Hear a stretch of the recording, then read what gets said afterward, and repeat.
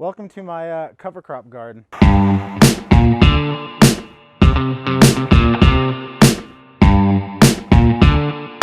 As you can see, we just ripped out everything we had during the summer. It looks like it's bare and nothing going on, but beneath the soil we have a lot of cover crop mixes going on, and hopefully in the next month or so we should see a lot of that starting to sprout, so we can eventually till it back into the soil and have a even better garden next year. Right here we essentially use our cover crop mix so we could get the benefits of just all the clover, the vetch, and I mean it was 7 other varieties that can loosen the soil. And what we realized, so last year our garden, especially in these boxes over here, our garden got off to a late start, and that's because we didn't realize it was low on nitrogen content.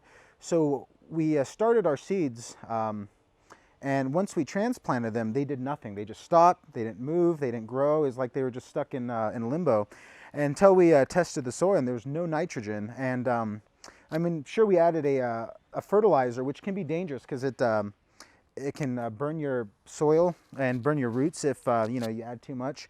But now that we've learned our lesson, we're doing cover crops this winter so that we get an actual organic fertilizer, and we don't have to risk burning our roots again. And so as soon as we transplant our seeds, they'll just take off growing. You can see what we did leave is our zucchini plant here. My wife Hailey, this thing's been producing nonstop, and so she's like, oh, just give it one more week and then we'll tear it out. And I think we're going to put either a rye cover crop. I think we may not do the mix, but some type of a grain, just for looks. Right here we had all of our peppers and our tomato boxes, and even just our little humble basil plant here. We're actually going to eventually take this out and even just put a little tiny small cover crop mix in there. So even, granted, it's a small bit of soil, but just having an organic fertilizer rather than adding chemical liquid stuff is you can't beat it. There's no two ways about it.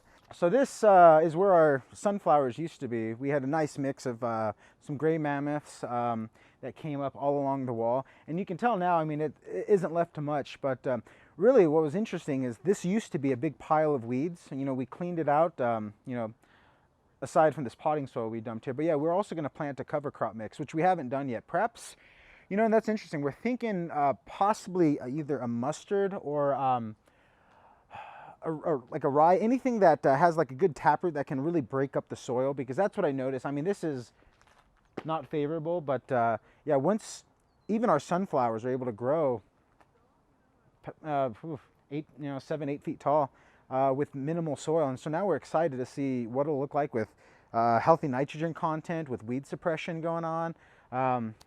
So I think we're so excited for our next garden just to see what it's going to look like with the benefit of a cover crop. But